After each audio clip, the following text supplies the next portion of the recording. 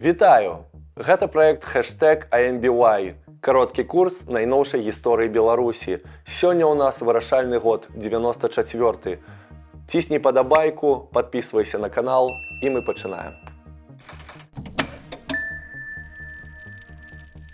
У студзені рэдакцыя газеты «Звязда» накладам у 60 000 асобнікаў выдае кнігу з альтэрнатыўным бачаннем гісторыі краіны і яе сімвалаў і спадчыны.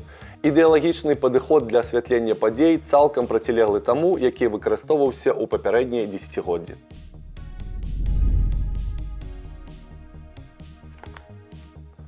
Аўтары ідэі Зміцер Санько і Іван Саверченко. Артыкулы для кнігі пішуць Вінцук Вячорка, Олег Трусаў, Адам Мальдзіс, Уладзімір Арлоў і іншыя.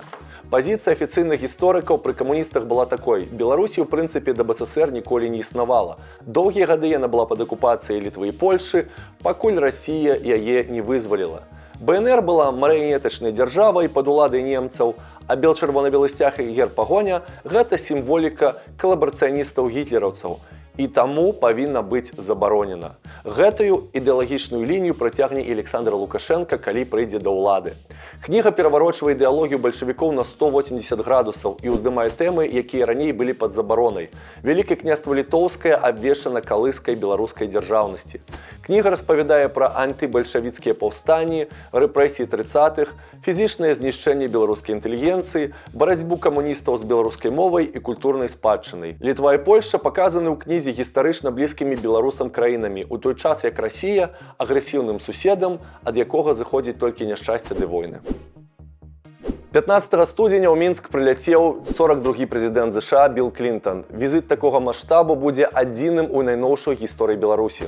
Усяго Клінтон прабудзе ў сталіцы 6 гадзін. Улетку 93-го года ў Вашынгтоне знаходзілася дэлегацыя з Беларусі. На развітальным абедзе Станіслаў Шушкевіч запрасіў новабранага кіраўніка ЗША ў адказ наведаць Мінск. КДБ супраць. Лічыцца, што ў нас не здолеюць належным чынам гарантаваць амерыканцу бяспеку падчас візіту. Пасол ЗША запэўнівае, ахову Клінтона на сябе возьмуць спецслужбы ЗША. Клінтон прылятае з усёй сям'ёй, жонкай Хілары і дачкой Чэлсі. Клінтон і Шушкевіч спачатку едуць у парламент, потым ускладаюць вянкі на плошчы Перамогі, а пасля гэтага едуць ва ўрочышча Курапаты, дзе ад імя амерыканцаў усталёўваецца мемарыяльная мармуровая лаўка, якая потым неаднаразова будзе разбурана вандаламі. Першыя лэдзі Хілары Клінтон і Ірына Шушкевіч перадаюць гуманітарную дапамогу дзіцячай паліклініцы, а пасля едуць у тэатр оперы і балета. Візіт Клінтона застанецца ў гісторыі Беларусі не толькі адной з самых галоўных падзей эпохі Шушкевіча, але і апошняе, што ён паспеў зрабіць на сваёй пасадзе. 26 студзеня па выніках тайнага галасавання ў парламенце Станіслаў Шушкевіч быў адкліканы з пасады старшыні Верхоўнага Савета ў сувязі з непрыяццем захадаў дзеля барацьбы з карупцыяй, адсутнасці кантролю над працай праваахоўных органаў і праяўленую асабістую нясціпласць. 14 снежня 93-го дэпутат Александр Лукашенко зачытвае ў Верхоўным Савеце даклад, у якім выкрывае кіраўніка парламента Станіслава Шушкевіча. Адзін з пунктаў – крадзеж скрынкі цвікоў, якую Шушкевіч нібыта прысвоіў для будаўніцтва ўласнага лецішча. Самого Шушкевіча на момант даклада ў краіне не было, ён знаходзіўся з візітам ва Узбекістане. Пачынаецца гучная палітычная справа з адзінай відавочнай мэтай – зняццё з пасады дзейнага кіраўніка дзяржавы. Даклад Лукашэнкі паралізуе працу парламента на 3 дні. Большасць фактаў у антыкарупцыйным дакладзе Лукашэнкі спрэчныя, іх цяжка даказаць. 16 снежня праходзіць закрытая сесія парламента ўжо з прысутнасцю спікера. Шушкевіч і Лукашенко абменьваюцца ўзаемнымі абразамі і абвінавачаннямі. Старшыня парламента называе Лукашэнку злачынцам. На абарону Шушкевіча паўстаюць прадстаўнікі апазіцыі БНФ, якія пачынаюць прыгадваць Лукашэнку продаж аўтамабіляў у Саўгасе Гарадзец. Скандал зноў разгараецца пасля Новага года. Лукашенко крытыкуе Шушкевіча за запрашэнне Клінтона. Маўляў, гэты візіт зменшыў суверэнітэт Беларусі. Акрамя таго, ён кажа пра незаконнае выдзяленне 200 гектараў зямлі пад Менскам для будаўніцтва прамысловай зоны пад ціскам Шушкевіча, а таксама узгадвае, што Шушкевіч карыстаўся паслугамі рамонтна-будаўнічага ўпраўлення Савета міністраў для рамонту ўласнай кватэры і лецішча, аформіўшы дзеля гэтага 15 дагавораў. Новым спікерам парламента і намінальным кіраўніком дзяржавы становіцца генерал-лейтенант міліцыі Мечыслаў Грыб. З Старшынёй Верховнага Савета ён прабудзе да студзеня 96-го, а вось кіраўніком дзяржавы толькі да ліпеня 94-го. У той жа самы дзень 26 студзеня беларускі пісьменнік і акадэмік Алесь Адамовіч выступае ў Верхоўным судзе Расіі з прамовай у абарону маёмасных правоў Саюза пісьменнікаў Масквы і міжнароднага літфонду. Адразу пасля выступу Адамовічу робіцца блага, і ён памірае ад інфаркту на 67-м годзе жыцця. Падчас вайны Алесь Адамовіч быў у партызанскім атрадзе. Найбольшую папулярнасць атрымаў дзякуючы сваім ваенным творам. Самы вядомы з іх «Я з вогненнай вёскі», супольная праца з Янкам Брылём і Уладзімірам Калеснікам. Дакументальны зборнік успамінаў пра знішчэнне нацыстамі беларускіх вёсак. Шырокай грамадскасці Адамовіч больш за ўсё вядомы як сцэнарыст фільма «Ідзі і смотрі» сумесна з Іллем Клімавым, які па выніках апытання чытачоў часопіса «Савецкі экран» быў прызнаны лепшым фільмам 86-го года. Адамовіч быў вядомы і сваёй грамадзянскай пазіцыяй, падтрымаў стварэнне БНФ, быў сустаршынёй таварыства «Мемарыял», сустаршынёй фонду дапамога ахвярам Чарнобыля, у 93-м падпісаў ліст 42 да Барыса Ельцына. Вы глядзіце гэты праект у скарочаным выглядзе. Поўная версія ў маёй кнізе #IMBY. Ссылка для набыцця кнігі ў апісанні да гэтага роліка. У лютым 94-го у нарвежскім горадзе з цяжкай для вымаўлення назвы Лілехаммер праходзіць 27-е зімнія алімпійскія гульні, першая алімпіяда, на якой зборная Беларусі прыязджае пад уласным сцягам. Упершыню зімовая алімпіяда праводзіцца не ў адзін год з летняй алімпіядай. Беларусь прадстаўляе 33 спартсмены ў 7 відах спорту. На адкрыцці біятланіст Євген Редькін нясе нацыянальны бел-чырвона-белы сцяг. Så kommer Hviterussland, og flaggbæreren der er Igor Sjelesovskij, som jo er flere ganger verdensmester i sprint på skøyter. Og de har flere andre gode kort, blant annet olympiamesteren på 20 km fra 92, Yevgeniy Redkin, i sine rekker, 33 aktive er det. Беларусь прыводзіць з гульняў 2 срэбныя медалі. Першы медаль у біятланісткі Светланы Парамыгінай. Et donc est enceinte, et on ne devrait la voir que très tard dans la saison. Elle nous a promis de participer au championnat du monde d'Antols. Другі медаль на гульнях у Лілехаммеры заваёвае адзін з самых тытулаваных беларускіх спартсменаў – канькабежац Ігор Жалязоўскі, які 5 разоў прызнаваўся лепшым у рэспубліцы. Для Жалязоўскага алімпійскі медаль не першы, ён ужо выграваў бронзу ў Калгары 88 за савецкую зборную. Як пакажа час, дэбютны вынік будзе зусім неблагім на фоне наступных зімовых алімпіяд. Праз 4 гады ў Нагана беларускія спартсмены заваююць 2 бронзы, потым у Солт-Лейк-Сіці ўсяго 1 бронзу, а ў Турыне 1 срэбра. 15 сакавіка прымаецца праект першай канстытуцыі незалежнай Беларусі. Рэспубліка з парламенцкай ператвараецца ў прэзідэнцкую.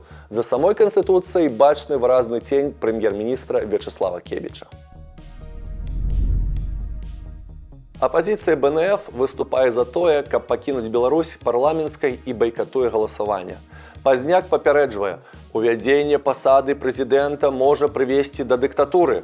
Але Канстытуцыя уласна і прымалася пад ціскам прэзідэнцкіх амбіцый Вячеслава Кебіча. Парламенцкая большасць галасуе за новы праект першаму прэзідэнту быць. Хаця праца над праектам галоўнага зводу законаў і вялася амаль 4 гады, у ім засталося шмат шчылін. Праз пару гадоў Лукашенка выкарыстае іх, каб прыбраць з пасады старшыню цэнтрвыбаркама Віктара Ганчара і звольніць галоўнага рэдактара народнай газеты Іосіфа Сярэдзіча. Такія рашэнні мог прымаць толькі парламент, але ніяк не прэзідэнт. Сам Лукашенка на выбары нават не трапляе. У Канстытуцыі ёсць абмежаванне для кандыдата па ўзросце ў 40 гадоў. Выбары будуць у ліпені, а Лукашенку споўніцца 40 толькі напрыканцы жніўня. Махнулі рукой і знізілі парог да 35 гадоў. Ужо пры Лукашенку яго зноў падвысяць да 40. Ніхто ў пулі Кебіча не жадае, каб гэта выглядала так, нібы прэм'ер-міністр баіцца Лукашэнкі і замінае ягонаму удзелу ў выбарах. Дзяржаўная мова адна, беларуская, руская узгадана як мова міжнародных стасункаў. Канстытуцыю падпісывае новы старшыня Верхоўнага Савета Мечыслаў Грыб. Позна ўвечары 17 чэрвеня, за тыдзень да першага тура прэзідэнцкіх выбараў, кандыдат Александр Лукашенка едзе ў Мерседесе разам з членамі свайго штабу Іванам Цецянковым і Віктарам Шэйманам з Віцебска. У раёне 6-тысячнага гарадскога пасёлка Віцебскай вобласці пад назвай Лёзна адбываецца самы загадкавы ў гісторыі замах на Лукашэнку. Вось што піша газета «Савецкая Беларусія», на тот момант яшчэ не падкантрольная Лукашэнку. Мерседес рухаўся з хуткасцю кіламетраў 120 у гадзіну, калі яго абагнала цёмная іншамарка. Пачуўшы звонку два хлапкі і зразумеўшы, што іх абстрэльваюць, Цецянкоў у эфекце апусціў галаву на стырно, а калі падняў яе, то на шашы да самага гарызонту ўжо не пабачыў сігнальных агнёў машыны зламысленнікаў. Ён рэзка затармазіў. Спыніліся на абочыне і высветлілі, што левая задняя дверца Мерседеса прашыта куляй. Уся гісторыя з замахам ад самага пачатку выглядае вельмі дзіўна.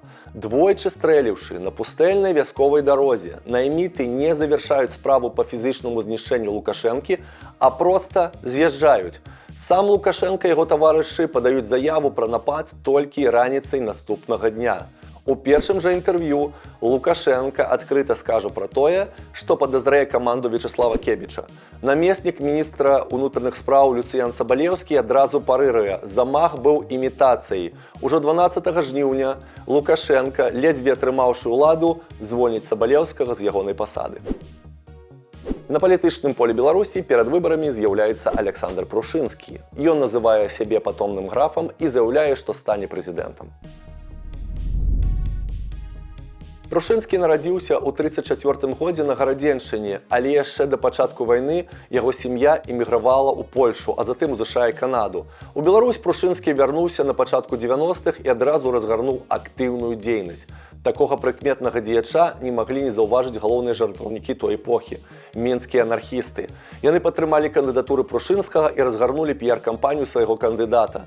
Толькі вось грамадзянства ў графа было канадскае, таму ў рэгістрацыі ЦВК яму адмовіў. Прушынскага гэта не спыніць.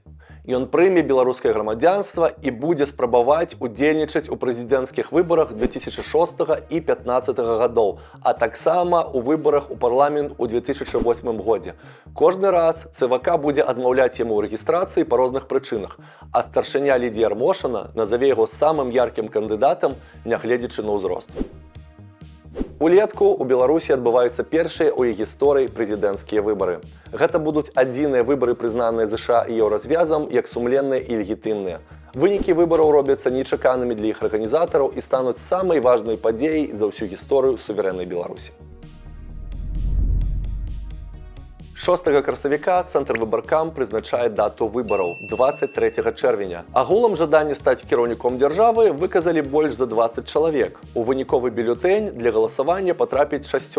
Кіраўнік ураду Вячеслав Кебіч ідзе на ім жа арганізаваныя выбары з выразнай мэтай – скончыць перыяд двоеўладдзя ў краіне і сканцэнтраваць усю ўладу ў сваіх руках.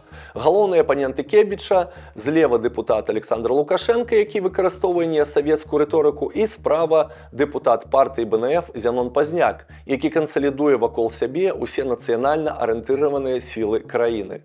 Асобна выступае кандыдатам колішні кіраўнік дзяржавы Станіслаў Шушкевіч. Шушкевіч і Пазняк расколваюць лагер нацыянал-дэмакратаў на дзве часткі і распыляюць іх галасы. Дамовіцца наконт адзінага кандыдата не ўдалося, ды і мэты такой на тот момант не было. У Шушкевіча аграмадны антырэйтынг. Яму прыгадваюць усе няшчасці першых гадоў маладой рэспублікі, у прыватнасці тое, як ён саюз разбурыў, ледзьве не ў адзіночку. Завяршаюць спіс кандыдатаў два спойлеры – гэта аграрый Александр Дубко і камуніст Васіль Новікаў. Сам жа Лукашенко выкарыстоўвае ў прадвыбарнай кампаніі тактыку папуліста і дэмагога. Едзець па гарадах і паселішчах, крытыкуючы адразу ўсіх апанентаў адначасова. Атакаваць дзейную ўладу ў сярэдзіне 90-х прасцей простага. Стан эканомікі ў краіне просто жахливы. Но то, что происходит сегодня на государственном телевидении, вы же видите, что происходит. Вранье идет, сплошное вранье. Я опять же не хочу упрекнуть журналистов, которые там работают. Они просто задавлены. Вы же знаете, что сегодня устроили реорганизацию государственного телевидения. Если ты не благонадежен, с тобой контракт не заключают. Лукашенко усяго толькі народны дэпутат, а ніякіх пасад не займае, таму з дзейнай уладай не асацыюецца. Пазняк жа, як Лукашенко, таксама з'яўляецца народным дэпутатам і афіцыйных пасад не займае, але для простых выбаршчыкаў ён чамусьці з'яўляецца увасабленнем улады Беларусі пачатку 90-х. Так званы эфект Мандэлы ў адносінах да Пазняка захаваецца ў краіне яшчэ на доўгія гады. Шмат хто будзе негатыўна ўзгадваць тыя часы, калі Пазняк быў ва ўладзе, хаця дэ-факта Пазняк ніколі ва ўладзе і не быў. У першым жа туры выбараў даволі высокая па дэмакратычных мерках яўка 79%, амаль 6 мільёнаў чалавек. Кандыдаты-спойлеры зладжваюць Кебічу непрыемны сюрпрыз. Забіраюць галасы не ў Лукашэнкі, а ў яго самого. Новікаў набірае каля 4%, Дубко каля 6%. За былога спікера Шушкевіча галасуюць 10%. Улада вельмі непапулярная, у яе крытыкаў нашмат больш шансаў, чым у яе прадстаўнікоў. За лідара БНФ Пазняка галасуюць амаль 13%. А далей пачынаецца самае цікавае. Мяркуючы па ўсім, нават самыя сумленныя і празрыстыя выбары ў гісторыі Беларусі не адбываюцца без падтасовак. Па дадзеных штаба БНФ, Лукашенко атрымаў перамогу ўжо ў першым туры, набраўшы каля 55%. На другім месцы Пазняк, на трэцім Шушкевіч і толькі на чацвёртым прэм'ер Кебіч. Аднак у пратаколах на заўтра раніцай пасля галасавання апынуліся іншыя лічбы. У Лукашэнкі 45%, на другім месцы Кебіч, у якога 17%. У першы і апошні раз у гісторыі беларускіх выбараў прызначаецца другі тур. В студии присутствует Вячеслав Францевич Кебич, Александр Григорьевич Лукашенко. Я не буду напоминать вам о правилах проведения дискуссии, вы с ними знакомы. Как всегда, в студии присутствуют юристы Центр избиркома. Но сегодня, в отличие от вчерашнего дня, наши теледебаты проходят в форме встречи с прессой. Вынікі першага тура аказваюцца студзённым душам практычна для ўсіх, як для Кебіча, які быў упэўнены ў сваёй перамозе, так і для нацыянал-дэмакратычнай часткі грамадства, якая атрымоўвае жахлівы другі тур з кандыдатамі Кебічам і Лукашэнкам. Гучаць заклікі да байкоту другога тура. Дэпутаты ад БНФ прапановваюць Кебічу не дапусціць Лукашэнку да ўлады. Для гэтага прэм'еру трэба зняць сваю кандыдатуру, і калі ў бюлетэні застанецца ўсяго адзін кандыдат і яўка будзе менш, чым 50%, выбары не адбудуцца. Але Кебіч маладушнічае і ідзе на другі тур, хаця шансаў у яго няма ніякіх. Надо сначала проглотить вот эту порцию власти, которую тебе выдал народ и Верховный Совет. Вот я взял, пока больше не могу взять, потому что не справлюсь. Придет время, мы вернемся к этому вопросу в том числе. Яўка другога тура істотна падае. Прагаласавалі на паўмільёна менш чалавек, з якіх 270 тысяч сапсавала свае бюлетэні. Другі тур заканчваецца поўнай паразай для Кебіча. Ён прайграе яшчэ больш разгромна, набраўшы 14% супраць 80 у Лукашэнкі. Менавіта вынікі другога тура гэтых выбараў закладуць у свядомасці Лукашэнкі лічбу пра 80% народнай падтрымкі. І ён будзе выкарыстоўваць яе ўсе наступныя 30 гадоў свайго знаходжання ва ўладзе. Александр Лукашенко становіцца першым прэзідэнтам Рэспублікі Беларусь і 20 ліпеня 1994 года афіцыйна ўступае на пасаду.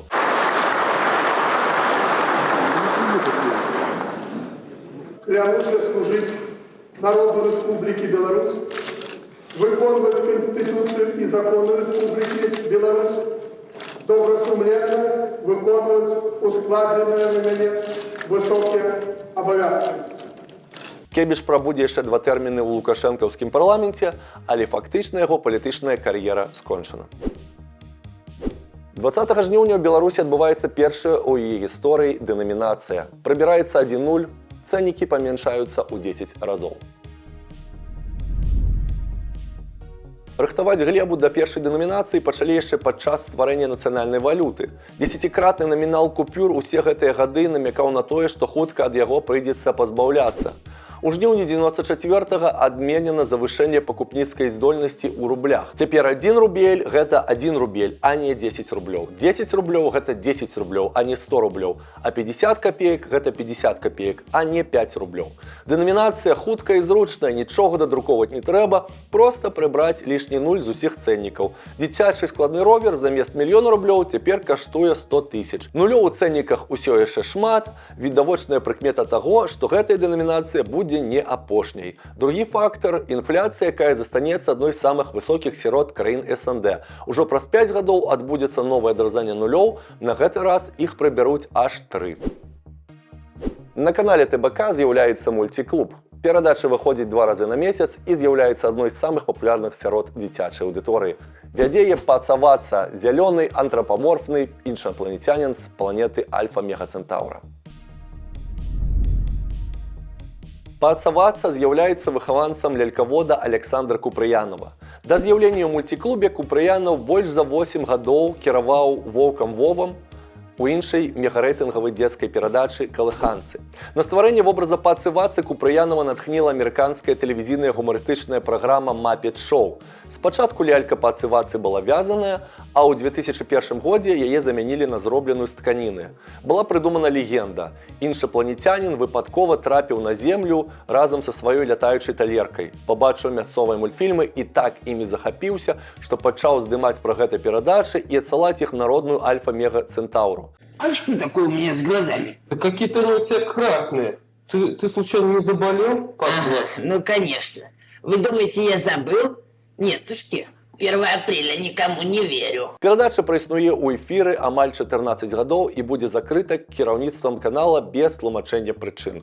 Вобраз Пацы Вацы і яго смешнае імя застануцца папулярнымі нават пасля закрыцця перадачы.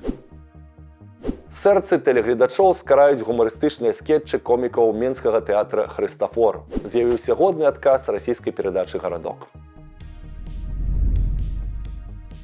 Тэатр «Хрыстафор» быў заснаваны ў 1986 годзе ураджэнцам украінскага Мікалаева Яўгенам Крыжановскім і яго сябруком Юрыем Лясным, які ўзяў на сябе ролю адміністратара. Да стварэння «Хрыстафора» Крыжановскі служыў у тэатры імя Янкі Купалы.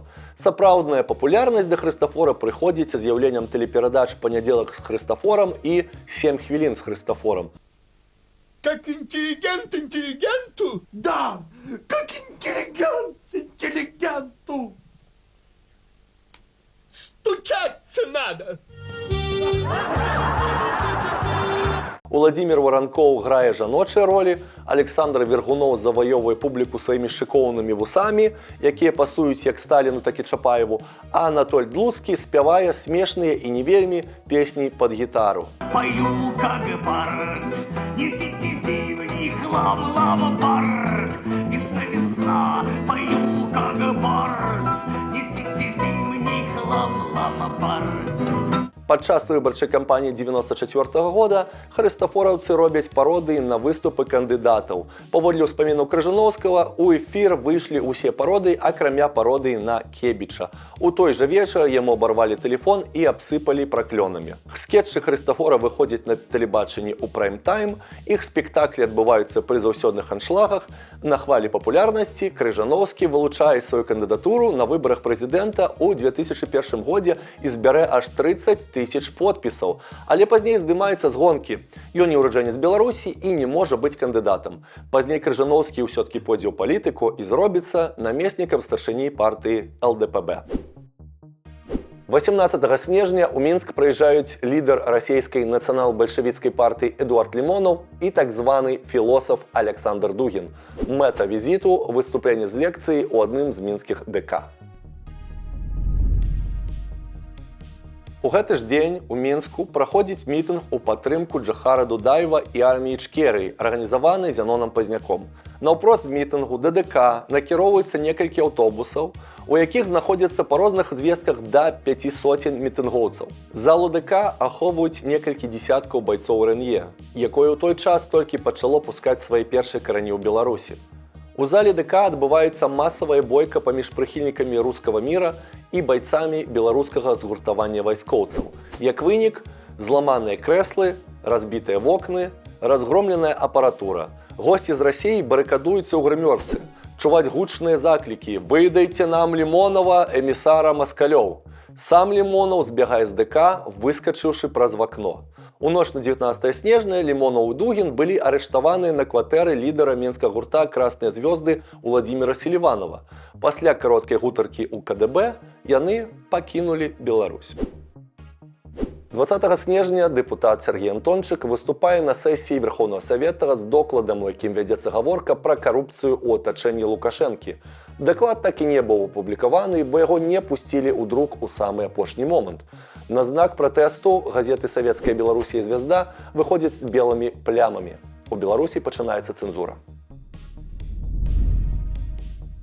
Роўна год таму Лукашенко выступае ў ролі антикарупцыйнага выкрывальніка, атакуючы дзейнага кіраўніка дзяржавы Шушкевіча. Цяпер сітуацыя разварочваецца на 180 градусаў. Антончык абвінавачвае Лукашэнку ў тым, што той прызначыў на вышэйшыя дзяржаўныя пасады карупцыянераў. Белаграпромбанк абвінавачваецца ў раскручванні інфляцыі і адмыванні грошай, Фонд наследия Чарнобыля у адмыванні грошай, выдзеленых на ліквідацыю наступстваў Чарнобыльскай аварыі, міністр абароны Анатоль Костенко у распродажы вайсковай маёмасці, кіраўнік адміністрацыі Леонід Сініцын у атрыманні грошай ад Іосіфа Левітана, які нібыта фінансаваў выбарчую кампанію Лукашэнкі. Лукашенко кажа Александру Фядуце, на той момант ён кіраўнік управлення грамадска-палітычнай інфармацыі адміністрацыі прэзідэнта, пра недапушчальнасць з'яўлення матэрыялаў у друку. Федута хутка абзвонівае галоўных рэдактараў буйнейшых газет краіны. На наступны дзень савецкая Беларусія выходзіць з белымі палосамі. Прыклад з яе бяруць і іншыя буйныя выданні. Усяго праз некалькі месяцаў знаходжання на пасадзе прэзідэнта Лукашенко пачынае мэтанакіравана знішчаць свабоду слова і друку ў Беларусі. Праз некаторы час Александр Фядута сыдзе з прэзідэнцкай каманды ў апазіцыю, а савецкая Беларусія перайдзе пад кіраўніцтва адміністрацыі Лукашенка і зробіцца падкантрольнай уладам газетай. Гэта быў 94 год. Дзякуй, што глядзелі гэта відэа. До новых сустрэч. Жыве Беларусь!